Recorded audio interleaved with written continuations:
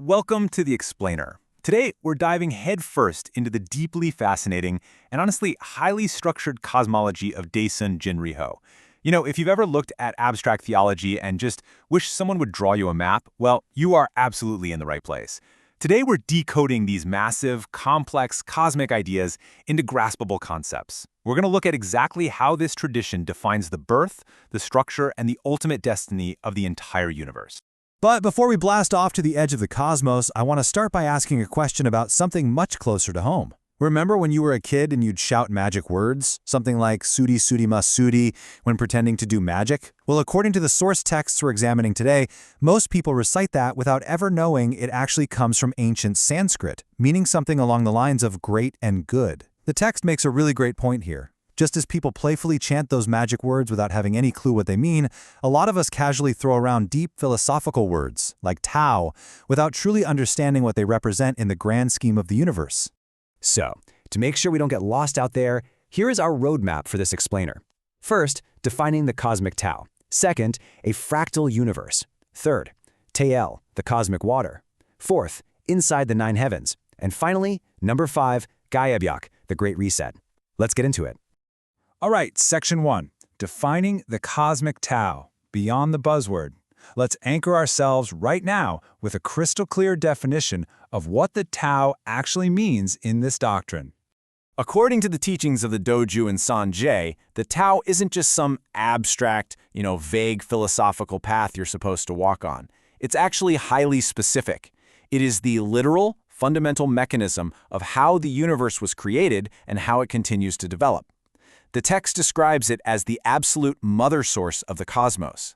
So to truly study the Tao in this tradition is to literally study the mechanics of the universe's birth and evolution. Moving on to Section 2, a fractal universe, the micro and the macro. To really wrap our heads around this reality, we can actually use a modern scientific concept to grasp ancient theology. The doctrine relies heavily on the scientific principle of fractals, or self-similarity. The source text uses this really great analogy. Imagine you drop a plate on the floor, and it shatters. If you pick up and examine just a tiny fragment of that broken plate, its fundamental properties, the material, the thickness, its essence, they perfectly resemble the entire plate. The tiny part perfectly reflects the whole. And this brilliantly illustrates our Matryoshka doll analogy for the universe. Applying this fractal logic, the text argues that if you want to understand the macrocosm, like how the entire universe was born, you just need to look at the microcosm, how a human is born. Every human life begins developing within a mother's amniotic fluid, right? So the doctrine posits that the massive universe must have also originated from a gigantic cosmic water, a universal amniotic fluid, if you will. Which brings us right to Section 3, Tael, the cosmic water. Building on that fractal logic, let's dive into the core element connecting all of this. The term is Tael, and it literally translates to great, the first. It represents the absolute original primordial cosmic water that birthed heaven, earth, and literally all of existence. It is that ultimate universal amniotic fluid that nurtured the cosmos into being. Now, the crucial point here is that this is not just a metaphor. The central text, the Jongyung, hammers this home repeatedly, stating clearly that heaven and earth are the direct offspring of Tael. It establishes water not just as a nice symbol of life, but as the undeniable, literal, physical origin point of the entire universe. Without water, nothing is born and absolutely nothing is maintained.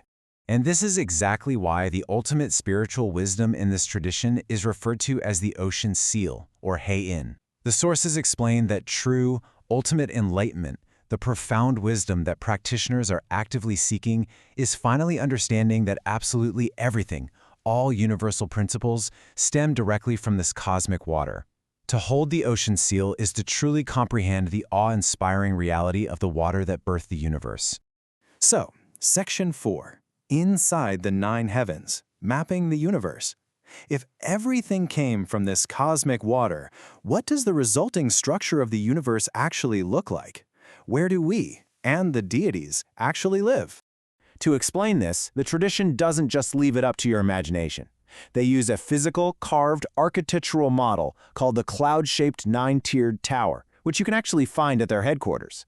This tower proves that they view the universe not just as some loose, flowy spiritual idea, but as an intricately mappable, structured system made up of 9 distinct vertical levels of existence. And when we break down this 9-tiered structure, a really crucial point emerges from the texts.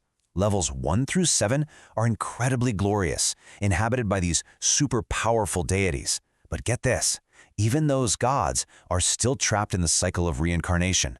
They are still bound to the system. It is only when a being reaches levels 8 and 9 that they are truly, permanently free from the cycle of rebirth. But wait, it gets bigger. The cosmology scales out even further. If you take those 9 core levels and expand them outwardly, you get a massive matrix of 36 distinct heavens. The sources note that this entire staggering 36-tiered cosmic structure is directly overseen and managed by the Sangye, the supreme ruler of the universe, who orchestrates all the energies flowing through these realms. This leads us to our final section, Section 5, Gebiok, the Great Reset. We've seen how the universe was born from water, we've seen its incredibly complex structure, but what happens when this 36-tiered universe gets old and reaches the very end of its lifespan? Well, the sources record this absolutely fascinating anecdote. A follower was once pestering the Sangye, essentially asking, "Hey, why don't you just quickly fix the broken world?" In response, Sangye grabs a matchbox and a bowl of water and instantly summons a massive, localized flood. He used this to demonstrate that returning the universe to a water nation, a massive cosmic flood, is actually incredibly easy for him. But, he warned, rushing this process before the time is exactly right would only bring unnecessary disaster and suffering to humanity. This entire process is called Gebiok. Interestingly, Gebiok is not just some chaotic, destructive apocalypse. It's a highly logical, 3-step reset. Step 1, the universe simply ages, gets sick, and reaches the end of its natural lifespan, almost exactly like a living organism. Step 2, it's dissolved and returned entirely back into the Tayo, that original cosmic water, to be thoroughly cleansed. And finally, Step 3, a new perfected universe is recreated from this pure original water. And this brilliantly illustrates exactly why practitioners in this faith recite specific mantras like the Tailju and Taegukju. They aren't just reciting empty magic words like Suri Suri Masuri. Actually, it's more like they're using spiritual technology.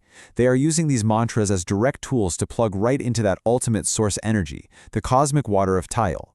The whole goal is to align themselves with the fundamental energy of the universe before and during this inevitable great reset. So, we've journeyed all the way from the fractal nature of a broken plate to the watery rebirth of a 36-tiered cosmos. Crazy, right? But it leaves us with a profound final thought to ponder. According to this deeply structured worldview, the universe was born from cosmic water and it is absolutely destined to be cleansed by it once again. So, in the grand, cyclical nature of existence, how are you connecting to your own ultimate source today? Thank you so much for joining me on this explainer, and hey, keep questioning the cosmos.